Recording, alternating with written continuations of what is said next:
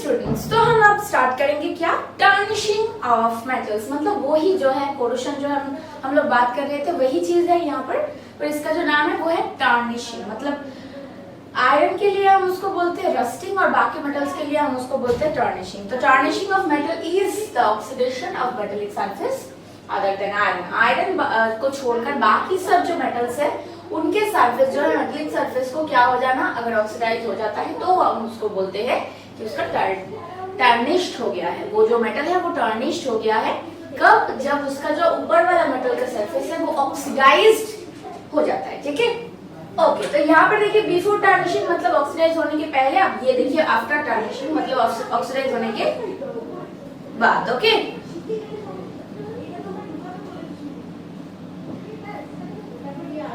Okay. अब यहाँ पर देखिए सिल्वर का जो होता है, सिल्वर का अगर टर्निशिंग हो जाता है तो वो ब्लैक हो जाता है। देखिए ब्लैक हो गया। अब उसको जब ये देखिए सिल्वर का जो ज्वेलरी होता है वो क्या होता है, बिफोर आप देखिए कितना सुंदर था उसका कलर, और अगर आफ्टर देखेंगे तो इतना कलर काला टाइप का हो जाता है। यही है जिसको हम बोलते हैं टर्निशिंग। ठीक है, तो सिल्वर कौन सा कलर लेता है, सिल्वर एक्चुअली यहाँ पर ब्लैक कलर का हो जाता है। ओके, तो अब हम पढ़ेंगे क्या, टर्निशिंग ऑफ मेटल। अब टर्निशिंग ऑफ मेटल ये क्या चीज है, जब मेटल की जो सरफेस होता है वो क्या होता है, ऑक्सीडाइज हो जाता है, तब हम उसको बोलते हैं कि वो है टर्निश हो गया। और आयरन को छोड़कर बाकी सारे मेटल्स के लिए हम ये बोलते हैं, ठीक है, बाकी सारे मेटल्स के लिए होता है। ये देखिए tarnishing of metals is the oxidation of metallic surface other than iron. मतलब आयरन को छोड़कर बाकी सारे अगर मेटल्स हो उसके अगर सरफेस क्या हो जाए, ऐसे ऑक्सीडाइज हो जाए। ये देखिए बिफोर टर्निशिंग मतलब ऑक्सीडाइज होने के पहले, और ये देखिए बाद मतलब ऑक्सीडाइज होने के बाद। देखिए ये कलर देखिए थोड़ा खराब सा हो गया है, पर मुझे तो लगता है ये बहुत एस्थेटिक लग रहा है। ठीक है, तो ये क्या है, इसको हम बोलते हैं टर्निशिंग। ये एक्चुअली कोरोशन ही है, ठीक है, कोरोशन ही है, पर इसको एक अलग सा नाम हमें देना होता है, इसीलिए हमने इसको दिया है टर्निशिंग ऑफ मेटल्स। ठीक है, ओके। ये देखिए सिल्वर ज्वेलरी, सिल्वर ज्वेलरी ये ब्लैक हो गया है, सिल्वर ज्वेलरी ब्लैक यहाँ पर हो जाता है इसी कारण। ठीक है, ये देखिए ऑक्सीडाइज हो गया है, सिल्वर ऑक्साइड यहाँ पर फॉर्म हो रहा है, इसीलिए जो इसका होता है थोड़ा काला टाइप का हो जाता है। ये देखिए बिफोर, ये देखिए आफ्टर। ठीक है, टर्निशिंग होने के बाद ऐसा काला टाइप का हो जाता है ये। ओके, अब यहाँ पर क्या लिखा, factors favourable for increase corrosion. मतलब कोरोशन के लिए कौन से फैक्टर्स जो है वो बहुत इंपॉर्टेंट रोल लेते हैं। मतलब क्या क्या चीज़ अगर हो जाए तो कोरोशन जो है इंक्रीज हो जाता है, या क्या क्या होने से कोरोशन का क्या होता है, ज़्यादा हो जाता है। ठीक है, पहला तो है metals which are placed higher in the activity series. Metals जो है जो एक्टिविटी सीरीज में बहुत हाई होता है कोरोड मोर इजिली। ये तो सबको पता है कि एक्टिविटी सीरीज जो ये होता है, ये देखिए सारे ऊपर जो होता है मतलब पोटाशियम, यहाँ पर sodium, barium, calcium, magnesium, aluminium, ये जो होता है बहुत ही हाई एक्टिव मेटल्स होते हैं। इनका क्या होता है, कोरोशन बहुत जल्दी होता है क्योंकि बहुत ही एक्टिव होता है ये। ठीक है, इसीलिए ये कोरोड इजिली मतलब बहुत ज़्यादा यहाँ पर क्या होता है, उसका कोरोशन होता है। ठीक है, ये एग्जाम में पूछ सकते हैं कि कौन से जो फैक्टर्स है जिसके कारण कोरोशन बहुत जल्दी होता है। उसके बाद है dissolve salts in water act as electrolyte and enhance the rate of corrosion. मतलब क्या होता है, अगर कोई डिजोल्व सॉल्ट होता है, ठीक है, मतलब उसके अंदर अगर पानी के अंदर मतलब जो वाटर यहाँ पर रहता है, सॉरी, कोरोशन के लिए हमें पता है कि वाटर यहाँ पर क्या होता है, बहुत ही यहाँ पर नीड होता है मतलब कोरोशन के लिए। अब वाटर के अंदर अगर कोई सॉल्ट हो जो एज अ इलेक्ट्रोलाइट काम करता है तो क्या हो जाएगा, सोचिए आपने कोरोशन के लिए NaCl उसके अंदर थोड़ा डाल दिया, ठीक है, पानी के अंदर आप थोड़ा पानी नॉर्मल पानी के अंदर थोड़ा 2 आयरन नेल डालेंगे, और यहाँ पर देखिएगे अगर उसके अंदर क्या होगा, अगर उसके अंदर कोई NaCl मतलब सॉल्ट आप डाल देंगे तो यहाँ पर क्या होता है, यहाँ पर देखिएगा कि इलेक्ट्रिसिटी क्या होता है, मतलब कोरोशन में होता है, जल्दी होता है। ये हम वाटर के अंदर हमने शुगर दिया है, शुगर क्या होता है, ये हमें पता है, ये एक पता है क्या, ये आयनिक कंपाउंड नहीं है, ये कोवैलेंट कंपाउंड है। कोवैलेंट कंपाउंड होने के कारण ये क्या होता है, टूटता नहीं है। मतलब ये जैसे आयन में टूटता है आयनिक कंपाउंड, जैसे यहाँ पर NaCl देखिए, NaCl यहाँ पर टूट कर Na+Cl- आयन बना रहा है, और जो ऐसे आयनिक कंपाउंड्स होते हैं वो आयन में टूट जाते हैं, इसी कारण क्या होता है, उसका कोरोशन बहुत ज़्यादा होता है। तो इसीलिए नॉर्मल पानी अगर हम रखेंगे उसके अंदर 2 आयरन नेल डालेंगे तो जितना कोरोशन होगा अगर पानी के अंदर थोड़ा नमक मिलाए, मतलब सॉल्ट उसके अंदर थोड़ा मिला दे, उसके बाद उसके अंदर अगर 2 आयरन नेल हम डालेंगे तो क्या हो जाएगा, उसका जो टार्निशिंग या हम कहेंगे उसका जो है कोरोशन बहुत ज़्यादा होगा। ठीक है, okay. The presence of a metal which is less reactive than iron increases the rate of rusting of iron. ये चीज़ अगर आप बता सकते हैं तो ये चैप्टर आपने समझ पाए हैं। आप इसका मतलब क्या है, मतलब अगर कोई लेस रिएक्टिव मेटल आयरन के पास अब रख दे तो क्या होगा, जब अटैक होगा तो लेस रिएक्टिव मटेरियल के ऊपर नहीं होगा, आयरन के ऊपर होगा, इसीलिए रस्टिंग ज़्यादा होगा किसका, आयरन का। ठीक है, क्योंकि ये क्या करेगा, प्रभावित करेगा किसको, आयरन को, उसको आयरन में कन्वर्ट करने के लिए। ठीक है, मतलब कोरोशन होने के लिए ये इसको फोर्स करेगा। अगर यहाँ पर मोर रिएक्टिव एक मटेरियल आप रख दें यहाँ पर तो क्या होगा, यहाँ पर अटैक होने से पहले यहाँ पर अटैक हो जाएगा तो ये खराब हो जाएगा, पर ये खराब नहीं होगा। तो इसीलिए अगर कोई लेस रिएक्टिव मटेरियल आप आयरन के पास रख दे तो ये लेस रिएक्टिव मेटल के कारण यहाँ पर मोर रिएक्टिव जो Fe होता है उसको क्या हो जाएगा, उसका कोरोशन बहुत ज़्यादा होगा, जल्दी होगा। ठीक है, ओके। इसके बाद fourth point, the presence of pollutants like NO2 and CO2 increases the rusting. मतलब अगर नाइट्रोजन डाइऑक्साइड या कार्बन डाइऑक्साइड जैसे कोई ऐसे पोल्यूटेंट्स हो एयर में तो क्या होता है, कोरोशन ज़्यादा होता है। इसीलिए जिस जगह में कार्बन डाइऑक्साइड, नाइट्रोजन डाइऑक्साइड इसका परिमाण बहुत ज़्यादा होता है वहाँ पर क्या होता है, रस्टिंग बहुत ही ज़्यादा होता है। ठीक है, ओके। और यहाँ पर हम पढ़ेंगे कि प्रिवेंशन ऑफ कोरोशन, मतलब ये जो कोरोशन होता है इसको हम, क्योंकि आपको पता है कि कोरोशन के कारण बहुत ज़्यादा क्या होता है, यहाँ पर मेटल जो है ख़राब हो जाते हैं, और मेटल ख़राब होने के कारण क्या हो जाता है, बहुत पैसा हमारे वेस्ट हो जाते हैं। तो हम क्या कर सकते हैं, यहाँ पर हम इसको कर सकते हैं, इसको रोक सकते हैं। अब कैसे कैसे रोकते हैं, क्योंकि अगर कोई प्रॉब्लम है तो उसको सोल्यूशन तो इंसान ढूंढ ही लेंगे, है ना। तो इसीलिए पहले हम करते हैं बैरियर प्रोटेक्शन। अब ये क्या चीज़ है, बैरियर प्रोटेक्शन ये एक ऐसा चीज़ है जिसमें हम मेटल के सरफेस को कभी भी क्या नहीं करने देंगे, कभी भी उसके आसपास, मतलब उसको कांटेक्ट में आने नहीं देंगे। अब तीनों यहाँ पर कंडीशन है, एक तो है वाटर, दूसरा है ऑक्सीजन, ठीक है, और बाकी तो है पोल्यूटेंट्स, वो बाकी छोड़ दे। वाटर और ऑक्सीजन क्या आपको यहाँ पर लगेगा ही लगेगा। तो हम क्या करते हैं, वाटर को और ऑक्सीजन जो होता है यहाँ पर दो, उसको अगर कांटेक्ट को यहाँ पर कम कर दे, मतलब अगर कांटेक्ट ही ना हो मेटल के सरफेस के साथ तो कैसे कोरोशन होगा। इसीलिए जो कंटैक्ट है ना, दोनों के बीच जो कंटैक्ट है, इसको अगर हम बंद कर सके, कट कर सकते हैं तो डन, बूम। तो इसके लिए हम क्या करते हैं, तीनों यहाँ पर लेते हैं। फर्स्ट जो यहाँ पर होता है वो क्या है, वो है कोटिंग ऑफ अनदर मेटल। ठीक है, फर्स्ट जो यहाँ पर होता है वो है कोटिंग।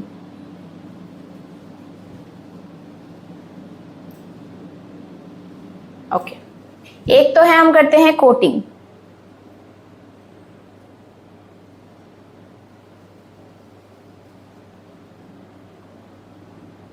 अब कोटिंग क्या है, अनदर मेटल, कोई और एक मेटल जो होता है, आप कह सकते हैं लेस रिएक्टिव कोई मेटल हो, उसके ऊपर हम अगर डाल दे तो क्या होता है, तो वो मेटल जो है वो यहाँ पर इतना ज़्यादा अट्रैक्ट नहीं करता, तो वहाँ पर लेस रिएक्टिव कोई मेटल का हम उसके ऊपर कोटिंग लगा देते हैं तो वो होगा नहीं।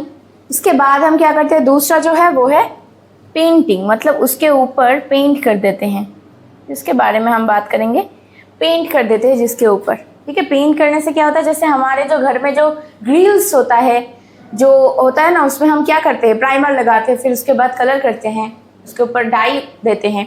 तो ये डाई क्यों यूज़ करते हैं हम, क्योंकि डाई में ना बहुत ज़्यादा ऑयल होता है और वो क्या करता है, प्रोटेक्ट करता है, क्योंकि वो ऑक्सीजन के साथ कांटेक्ट जो है, वाटर के साथ कांटेक्ट जो है उसको कट कर देता है, तो इसीलिए हम पेंट को यूज़ करते हैं। तीसरा जो है यहाँ पर, by covering the metals by grease और ऑयल, मतलब उसके ऊपर ऑयल और ग्रीस से हम कवर कर सकते हैं।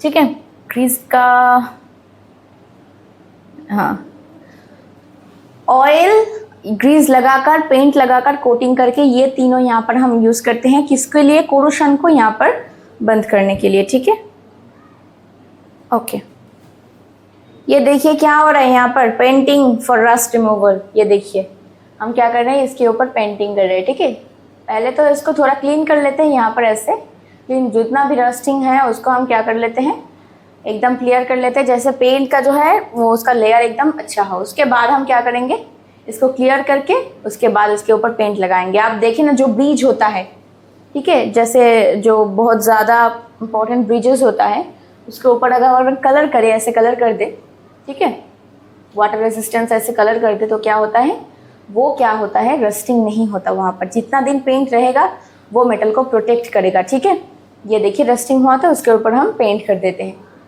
ऐसे पेंट करने से यहाँ पर बहुत ज़्यादा फ़ायदा हमारे होते हैं। ओके, इसीलिए बहुत जैसे बड़े बड़े जो ब्रिजेस होते हैं वहाँ पर इतना ज़्यादा मेटल के रॉड्स लगता है, मेटल ऐसे जब मेटल्स के बार लगता है, तो उसके ऊपर अगर हम पेंट कर दे तो हम ब्रिज को बहुत ज़्यादा दिन यहाँ पर रख सकते हैं। ठीक है, अब है गैल्वेनाइजेशन। अब ये क्या चीज़ है, इसको हम बोलते हैं सैक्रिफिशियल प्रोटेक्शन। ठीक है, यहाँ पर क्या होता है, उल्टा होता है। मतलब हम क्या करते हैं, मेटल को कोई और एक ऐसा मेटल का कोटिंग करते हैं जो इतना ज़्यादा रिएक्टिव नहीं होता, पर यहाँ पर हम सैक्रिफिशियल प्रोटेक्शन का यूज़ करते हैं। मतलब ऐसा एक हम मेटल का कोटिंग करेंगे जो बहुत ही ज़्यादा रिएक्टिव है, मोर रिएक्टिव है। अब जैसा अगर उसके ऊपर कोटिंग करेंगे तो मोर रिएक्टिव है, मतलब अगर वो अटैक भी करेगा पहले किसको करेगा, मोर रिएक्टिव को करेगा, ना कि लेस रिएक्टिव। मतलब आयरन से ज़्यादा रिएक्टिव इलेक्ट्रोपॉजिटिव कौन होता है, जिंक होता है। तो हम क्या करते हैं, आयरन के ऊपर जिंक का एक क्या लगाते हैं, प्रलेप लगाते हैं, जिसको हम बोलते हैं गैल्वेनाइजेशन। ठीक है, जिंक का एक लेयर लगाते हैं, आयरन के ऊपर कोटिंग करते हैं, उसको हम बोलते हैं गैल्वेनाइजेशन। गैल्वेनाइजेशन जो एग्जाम में बहुत पूछते हैं। अब क्यों करते हैं, यहाँ पर हम ऐसे यूज़ करते हैं कि जिंक जो है वो ज़्यादा रिएक्टिव होता है और कंपेयर टू आयरन। तो जिंक क्या होता है, जब होता है रिएक्शन तो जिंक के साथ होगा, आयरन के साथ नहीं होगा। तो यहाँ पर जिंक खुद को यहाँ पर क्या कर रहे हैं, सैक्रिफाइस कर रहा है, किसको बचाने के लिए, आयरन को बचाने के लिए। That's why it's called sacrificial protection. Okay, ये देखिए यहाँ पर जिंक के जो है यहाँ पर कोटिंग दिया गया है। देखिए नॉर्मल आयरन और यहाँ पर हमने जिंक के कोटिंग दिया है, ये देखिए। तो यहाँ पर क्या होता है, जिंक पहले यहाँ पर कोरोड हो जाता है, मतलब उसका पहले होता है, उसके लिए आयरन यहाँ पर बच जाता है। ठीक है, it's called sacrificial protection. Zinc खुद को क्या करते हैं, सेक्रीफाइस करते हैं जो ताकि आयरन यहाँ पर अच्छा रहे। ठीक है, यही है। कैसे करते हैं गैल्वेनाइजेशन देख लीजिए, ये देखिए, इसको ऊपर जिंक के ऊपर डिप करते हैं, ऐसे इतना सुंदर चमकदार हो रहा है। इसके साथ साथ ये हो रहा है, ये प्रोटेक्ट भी होगा। ठीक है, ये देखिए, ये देखिए, इसको हम बोलते हैं गैल्वेनाइजेशन। जिंक के अंदर डिप करना, प्योर जिंक के अंदर। ठीक है, ओके। मैग्नीशियम को भी हम यूज़ कर सकते हैं। अब पढ़ेंगे एलॉइंग। अब एलॉइंग क्या चीज़ है, एलॉइंग क्या चीज़ है, अगर कोई मेटल ऐसा हो कि मेटल जो है खुद बहुत ही रिएक्टिव होता है, तो और एक मेटल आप मिलाने से क्या होता है, उसका जो कोरोशन है वो रुक जाता है, मतलब बहुत कम होता है। तो ऐसे हम इसको क्या कर सकते हैं, कोरोशन को यहाँ पर बंद कर सकते हैं। ठीक है, कॉपर बहुत ज़्यादा कोरोड होता है, तो कॉपर के साथ हम कुछ और मिला देंगे तो वो क्या हो जाएगा, वो एकदम ऐसा एक मेटल बन जाएगा। एलॉय हम किसको बोलते हैं, दो मेटल को अगर मिलाए उसको, ठीक है, एक नया मेटल बनता है, तो उसको हम बोलते हैं एलॉय। ठीक है, अब एलॉइंग करने से बहुत ज़्यादा फायदा होता है। एक तो है जो एक खुद एक बताइए, एक मेटल का जो गुण यहाँ पर कम होता है और एक मेटल को उसके साथ मिलाने से वो गुण यहाँ पर, जैसे मैं अगर बात करूँ एल्युमिनियम का, एल्युमिनियम क्या है, बहुत ही हल्का होता है। ठीक है, बहुत हल्का होता है, पर यहाँ पर प्रॉब्लम क्या है, प्रॉब्लम है ये इतना ज़्यादा सपोर्टिव नहीं है, मतलब इतना इसका इतना क्या कहते हैं हम, ये इतना स्ट्रॉन्ग नहीं है जो किसी चीज़ को बना सकते हो उसके चीज़ से। मतलब अगर एल्युमिनियम हल्का है तो एल्युमिनियम को अगर लेकर हम प्लेन बनाएं तो क्या होता है, एल्युमिनियम वो सह नहीं पाएगा क्योंकि वो इतना ज़्यादा सहनशील नहीं है। तो हम क्या करते हैं, एल्युमिनियम के साथ कुछ और मिला के क्या बनाते हैं, डुरालुमिन बनाते हैं, और जो क्या होता है वो स्ट्रॉन्ग भी है, वह हल्का भी है। तो ये चीज़ हम इसीलिए कहते हैं। तो एलॉइंग चीज़ वही चीज़ है। ठीक है, it's a very good method for improving the properties of a metal. Okay,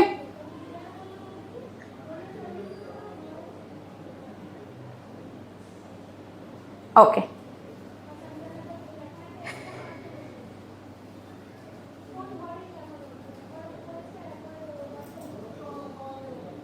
ये देखिए ये क्या है, यहाँ पर क्या लिखा है, स्टेनलेस स्टील।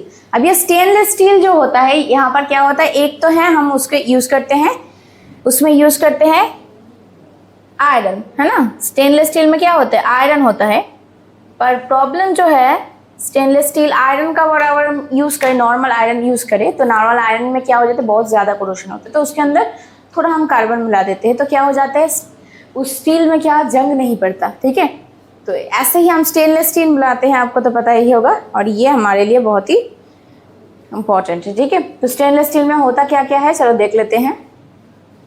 उसके अंदर होता है आयरन प्लस 0.05% कार्बन, इससे बनता है स्टेनलेस स्टील। और ये जो छोटा अमाउंट में हमने कार्बन डाला है, सारे के सारे पूरा आयरन है, पर छोटा अमाउंट में जो कार्बन डाला है ये बहुत ही यहाँ पर हेल्प करता है, ये कोरोशन से हमें बचाता है और बहुत जगह में ये क्या करता है, काम आता है। तो इसीलिए हम देखते हैं कि अलॉइंग हमारे लिए बहुत ही इंपॉर्टेंट होता है, ठीक है। उसके बाद यहाँ पर क्या है, ब्रश। ये ब्रश किससे किससे बनाते हैं, कॉपर से और जिंक से। अब हमें पता है कि कॉपर जो है अच्छा नहीं होता है, मतलब कॉपर में बहुत ज़्यादा कोरोशन होता है, जिंक तो बहुत ही हाईली रिएक्टिव होता है। दोनों को मिलाकर हमने ब्रश बना दिया, जो है दिखने में सुंदर है, कोरोशन नहीं होता है इतना ज़्यादा, ठीक है, सबसे ज़्यादा ये अच्छा होता है, ठीक है। अब ब्रोंज को तो पता है, ब्रोंज क्या होता है, कॉपर और टीन से बनाते हैं, वो भी हमारे लिए है। कॉपर भी क्या है, हाईली रिएक्टिव है, टीन उसके अंदर मिलाएंगे तो कॉपर प्लस टीन हो जाता है, ठीक है, एक अच्छा अलॉय। ये देखिए ब्रोंज, कॉपर प्लस टीन, तो ये क्या करते हैं, ब्रोंज से बनाने के लिए ये इतना ज़्यादा कॉपर की तरह खराब नहीं होता, ठीक है। ये गुड कंडक्टर्स ऑफ इलेक्ट्रिसिटी तो नहीं है, पर copper is use to make good electricity conduct, okay. अब उसके बाद है सोल्डर। सोल्डर क्या है, ये अलॉय है किसके किसके, लेड और टीन का, ठीक है। लेड और टीन का क्या है, ये एक अलॉय है, और लेड और टीन का ये अलॉय होने के कारण क्या होता है, ये हमें पता है कि लेड भी बहुत ज़्यादा का एक्टिव होता है, तो ये क्या करता है, इसको बंद कर देते हैं। तो ये सब अलॉय हम बनाते हैं।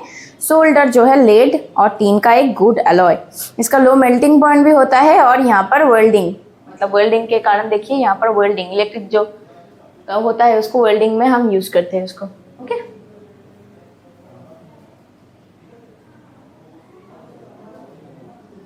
अब एडवांटेजेस ऑफ कोरोशन, क्या ये हो सकता है कि कोरोशन का एडवांटेज भी हो, हाँ हो सकता है, ठीक है। Sometime corrosion of metals is an advantage as it prevents metal underneath from further damage. मतलब क्या होता है, हमने एल्यूमिनियम के बारे में पढ़ा था कि एल्यूमिनियम क्या होता है, उसके ऊपर एक एल्यूमिनियम ऑक्साइड का कोटिंग पड़ता है। अब उससे एल्यूमिनियम तो है, ऊपर का जो सरफेस का एल्यूमिनियम है वो तो खराब हो जाते हैं, पर एल्यूमिनियम ऑक्साइड क्या होता है, फर्दर और डैमेज, मतलब अंदर के जो एल्यूमिनियम होता है वो कोटिंग के कारण बाहर के जो ये है ऑक्सीजन से, एयर से कंटैक्ट जो यहाँ पर कट कर देता है, उसके कारण क्या होता है, उसके कारण जो अंदर के एल्यूमिनियम होता है वो क्या होता है, वो अच्छा रहता है, ठीक है। इसीलिए कोरोशन का एडवांटेज भी है। हमें लगता है कि कोरोशन क्या है, वो हमारे लिए सारी की सारी खराबी है, पर ऐसा नहीं है। ये कोरोशन एल्यूमिनियम ऑक्साइड को तो फिर से हम एनोडाइजिंग करते हैं, मतलब उसको जो एल्यूमिनियम ऑक्साइड का लेयर जो है उसको हम इंक्रीज करते हैं और भी ज़्यादा, इसीलिए एल्यूमिनियम को हम बचा सकते हैं। एल्यूमिनियम खुद इतना ज़्यादा कोरोशन उसका नहीं होता, क्योंकि एल्यूमिनियम ऑक्साइड का प्रलेप उसके ऊपर होता है, ठीक है। तो इसी कारण क्या होता है, it is an advantage of corrosion, okay okay. तो जिंक और एल्यूमिनियम के ऊपर जो ऑक्साइड का प्रलेप लगता है, मतलब लेयर लगता है, उसके कारण क्या होता है, ये बहुत ही अच्छा होता है उनके लिए, क्योंकि वो फर्दर डैमेज से बचाता है मेटल को।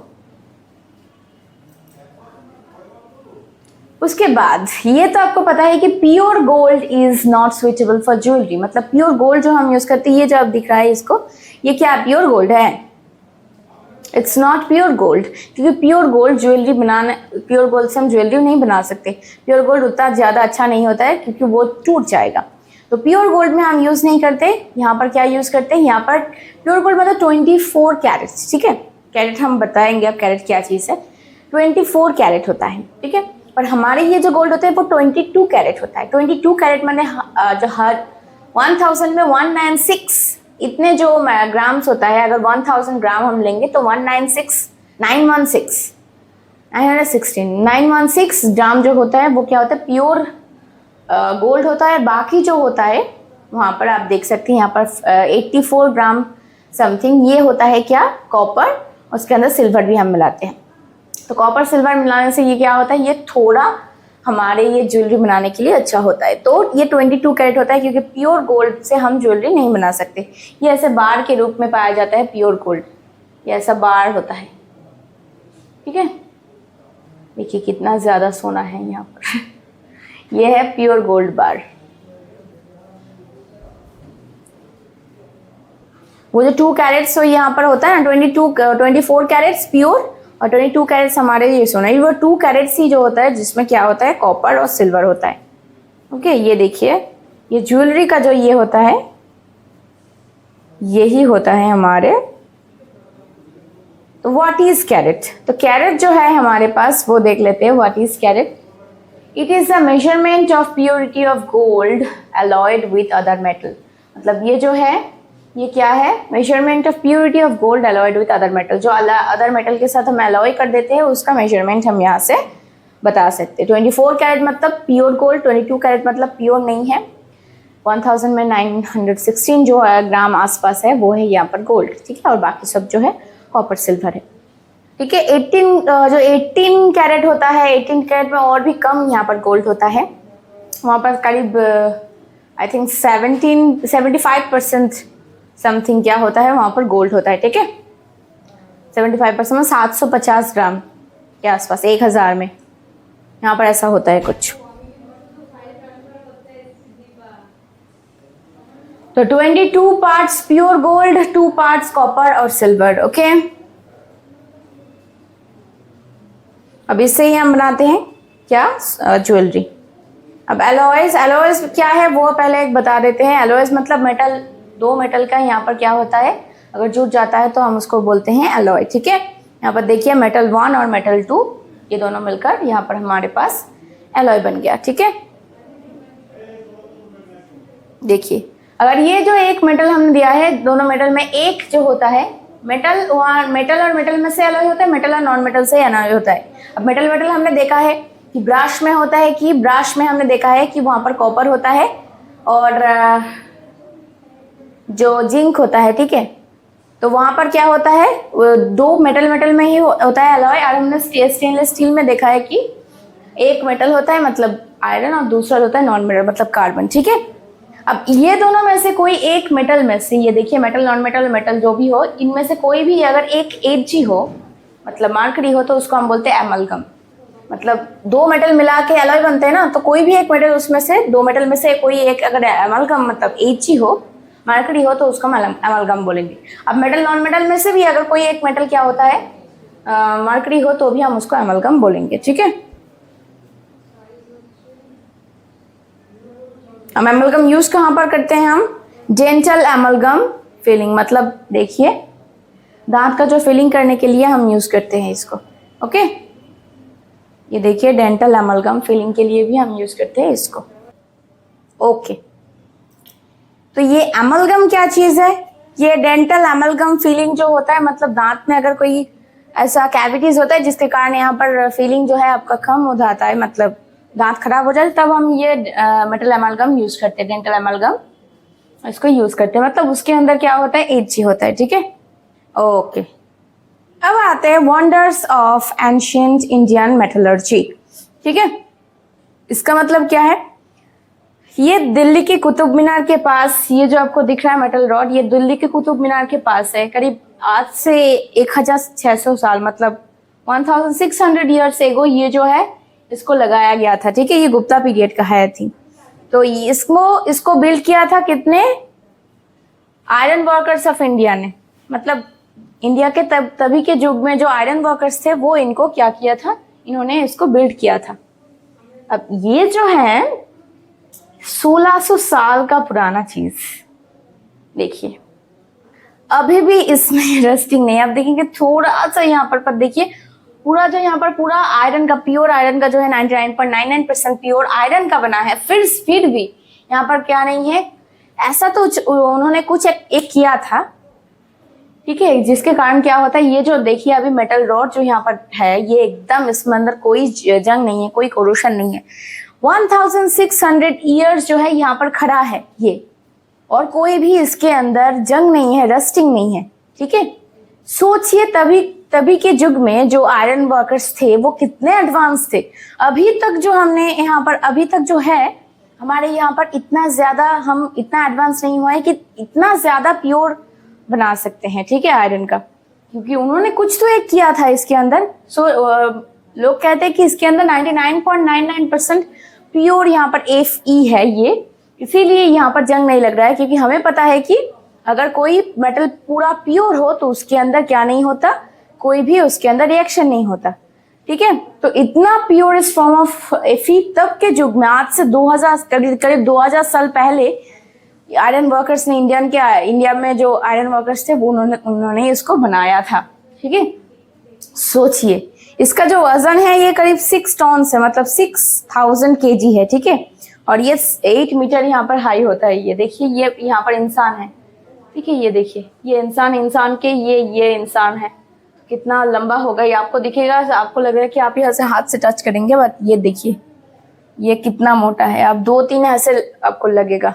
ठीक है, कितना ऊपर से ऊंचा है। ठीक है, इसीलिए ये है वंडर्स ऑफ एंशिएंट मेटलर्जी, कितना ज्यादा इम्पोर्टेंट। हाँ, तभी के दिन में लोग कितने ज्यादा एडवांस थे। हम बोलते ना कि हम यहाँ पर एडवांस है, हम एडवांस हुए हैं पुराने दिनों से, पर क्या हुए हैं सच में, क्योंकि पुराने दिन के जो हम देखते हैं अभी तक, उनके अगर आप देखेंगे, ये जो देखिए कार्विंग्स देखिएगा, अगर उनके जो बनाया हुआ जो चीज देखेंगे तो अभी हमें जैसे पिरामिड से होता है, जैसे हमारे यहाँ पर जो मंदिर होते हैं, बहुत सारे जो रॉक्स मंदिर होते हैं, वो कैसे बनाए हैं लोग सोचते हैं। ठीक है, कितना ज्यादा वो एडवांस थे, और हम सोचते हैं कि नहीं वो ऐसा नहीं थे। ऐसे मंदिर बनाए हैं जहाँ पर सारे गामा पाधा ऐसे बजते हैं। ठीक है, एक आप स्टेयर्स में जाएंगे, एक आपको धुन बजता हुआ दिखेगा। किसी जगह में आपको ऐसे आवाज देंगे तो पूरा जो है यहाँ पर ग्लास जो है वो टूट जाता है। तो क्या हम एडवांस है या वो एडवांस थे? वो एडवांस थे शायद हमसे भी ज्यादा, और हमें पता ही नहीं है कि वो इतना वंडर्स थे। ठीक है, तो इससे ही खत्म होता है हमारा ये वाला चैप्टर, और यहाँ पर ही एंड है मेटल्स नॉन मेटल्स। ये एक अच्छा शानदार हमारे लिए एक क्या कह सकते हैं, सफर था। ठीक है, बहुत ही अच्छा एक चैप्टर है, और पर्सनली बहुत ही फेवरेट चैप्टर है। इसके बाद भी एक चैप्टर आ रहा है जो है कार्बन एंड कंपाउंड, वो भी बहुत ही फैंटास्टिक चैप्टर है। पर ये जो चैप्टर था ना, वो बहुत ही अच्छा एक चैप्टर है कि अच्छा इसके अच्छे से इसको पढ़िए, और इसको ना थोड़ा दिमाग से पढ़िए, और साथ साथ हाँ कुछ रिमेम्बर करने का, कुछ याद करने का कुछ है यहाँ पर टॉपिक, पर ज़्यादातर यहाँ पर आप देखेंगे तो आपको सिर्फ यहाँ पर सुनना है, और थोड़ा आपको यहाँ पर दिमाग लगा के यहाँ पर सोचना है। और कोई नहीं, चैप्टर खत्म हो गया। कैसा लगा चैप्टर आप हमें बताइएगा। ठीक है, and done, boom. Next chapter में फिर से आपसे मुलाकात होगी। Bye bye.